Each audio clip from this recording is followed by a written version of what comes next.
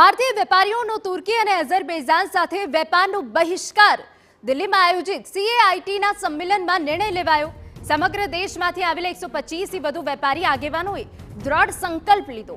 તુર્કી અને અઝરબૈજાન સાથે તમામ પ્રકારના વેપારનો સંપૂર્ણ બહિષ્કાર કરવાની વાત સ્વીકારી। ભારત વિરુદ્ધ પાકિસ્તાનને સમર્થન આપનારા દેશો પ્રત્યે વેપારીઓમાં આક્રોશ છે। તુર્કીમાંથી આવતી વસ્તુઓ અને પ્રવાસનનો બહિષ્કાર, બંને દેશોમાં કોઈ ફિલ્મનું શૂટિંગ ન કરવાનો પણ નિર્ણય લેવાયો છે। ઓપરેશન સિંદૂર બાદ ભારત પાકિસ્તાન વચ્ચે થયેલા ઘર્ષણમાં તુર્કી અને અઝરબૈજાને ખુલ્લેઆમ પાકિસ્તાનને સમર્થન આપ્યું હતું। તુર્કી દ્વારા પાકિસ્તાનને હથિયારોની મદદ કરાઈ હતી। એટલું જ નહીં, પાકિસ્તાની હુમલામાં જે તુર્કીએના ડ્રોનનો ઉપયોગ કર્યો હતો તેનું સંચાલન તુર્કીએના જ કેટલાક ઓપરેટર કરી રહ્યા હોવાના પણ અહેવાલો સામે આવ્યા। ત્યારે તેને પગલે સમગ્ર દેશમાં તુર્કીના બહિષ્કારની માંગ ઉઠી હતી। ઠેર ઠેર વિરોધ પ્રદર્શનો થયા। ત્યારે હવે દિલ્હીમાં આયોજિત CAITના સંમેલનમાં ખૂબ જ મોટો નિર્ણય લેવાયો છે। શુક્રવારના રોજ દિલ્હીમાં confederation of all Indian traders એટલે કે CAIT દ્વારા રાષ્ટ્રીય વેપાર સંમેલનનું આયોજન થયું, જેમાં દેશના 24 રાજ્યોમાંથી 125 થી વધુ વેપારી અગ્રણીઓએ ભાગ લીધો।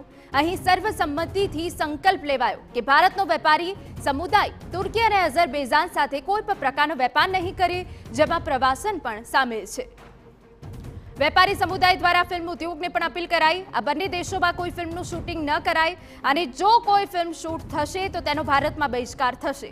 જો કોઈ કોર્પોરેટ હાઉસ પણ તુર્કી અને અઝરબૈજાનમાં તેમના ઉત્પાદનોનું પ્રમોશન નહીં કરે તેવો નિર્ણય લેવાયો।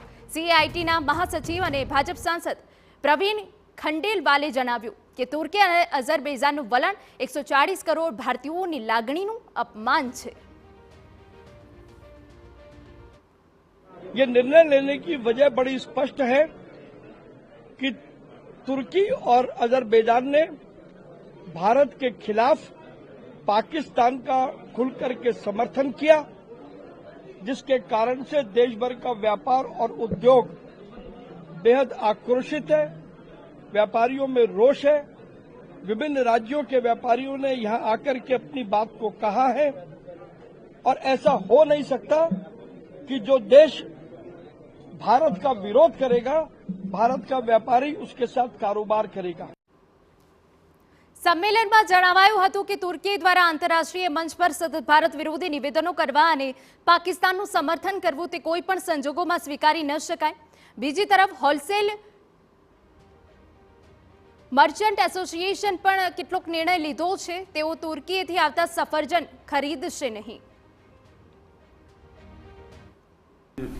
भारत की समग्र जनता ने ये फैसला लिया है कि तुर्की से जो एप्पल आते हैं वो हम नहीं बेचेंगे।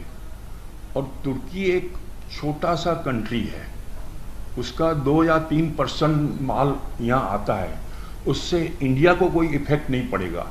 लेकिन हम उनका माल नहीं बेचेंगे तो उसको बड़ा असर आएगा। ટૂંકમાં કહીએ તો ભારતના દુશ્મનોની સાથ દેનારા તુર્કી અને અઝરબૈજાનને હવે સામાન્ય ભારતીયોએ જડબાતોડ જવાબ આપી દીધો છે।